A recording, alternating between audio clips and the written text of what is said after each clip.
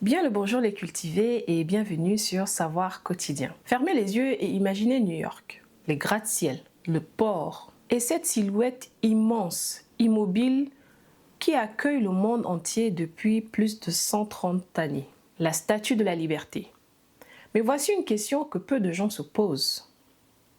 Pourquoi une statue romaine trône-t-elle à l'entrée de New York?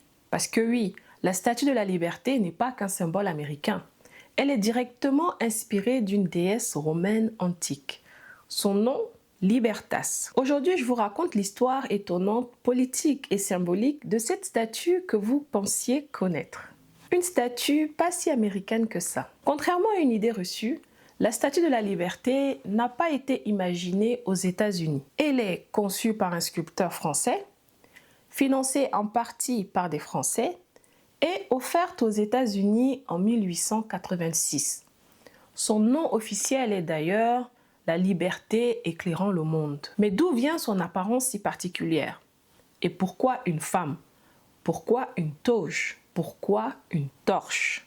Pour le comprendre, il faut remonter à la Rome antique. Dans la Rome antique, Libertas est la personnification de la liberté. Elle représente l'émancipation, la fin de l'oppression, la liberté physique et le droit de ne pas être esclave. Elle est souvent représentée sous les traits d'une femme, vêtue d'une toge, tenant parfois un bonnet phrygien ou un symbole d'affranchissement. Autrement dit, exactement le type de figure que l'on retrouve dans la Statue de la Liberté. La statue new-yorkaise n'est donc pas une invention moderne, mais l'héritière directe d'un symbole antique. Le sculpteur de la Statue de la Liberté s'appelle Frédéric Auguste Bartholdi. C'est un artiste français passionné par les monuments géants, l'Antiquité, les symboles politiques.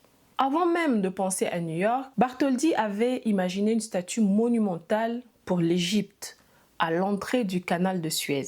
Une femme tenant une torche symbolisant la lumière. Le projet n'aboutira pas, mais l'idée, elle, survivra. Quand la France décide d'offrir une statue aux États-Unis pour célébrer la liberté, l'indépendance et l'amitié franco-américaine, Bartholdi recycle et adapte ce concept. Pourquoi une déesse et pas un héros? Question essentielle. Pourquoi représenter la liberté sous les traits d'une femme antique et pas d'un soldat ou d'un président? Parce que les figures féminines sont traditionnellement utilisées pour incarner des valeurs abstraites. Elles évoquent la protection, la sagesse, la permanence et surtout l'universalité. La Statue de la Liberté ne représente pas un pays précis. Elle représente une idée. La liberté comme valeur universelle. C'est exactement le rôle qu'occupait Libertas dans la Rome antique. Quels sont les symboles cachés de la statue? La statue est un véritable puzzle symbolique. La toge, elle renvoie directement à l'Antiquité romaine, au droit à la citoyenneté. La torche, elle symbolise la lumière de la liberté qui éclaire le monde. La tablette, elle porte une date en chiffres romains, 4 juillet 1776. Le 4 juillet 1776, date de l'indépendance américaine. Les chaînes brisées à ses pieds, peu visibles mais fondamentales, elles représentent la fin de l'oppression et de l'esclavage. Encore une fois, on est très proche de la symbolique de Libertas. À la fin du 19e siècle, le monde est traversé par des révolutions, des luttes démocratiques, des migrations massives. La Statue de la Liberté devient rapidement un symbole fort pour les migrants arrivant à Ellis Island. Pour des millions de personnes, elle incarne l'espoir, une nouvelle vie, la promesse de liberté. Elle dépasse alors son rôle de cadeau diplomatique pour devenir une icône mondiale. Pourquoi ce choix fascine encore aujourd'hui? Ce qui fascine, c'est ce mélange étonnant.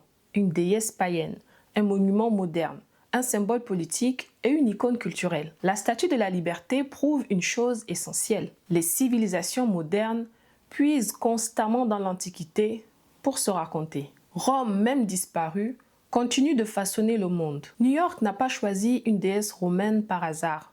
En s'inspirant de Libertas, les créateurs de la Statue de la Liberté ont inscrit les États-Unis dans une histoire bien plus ancienne que leur propre nation.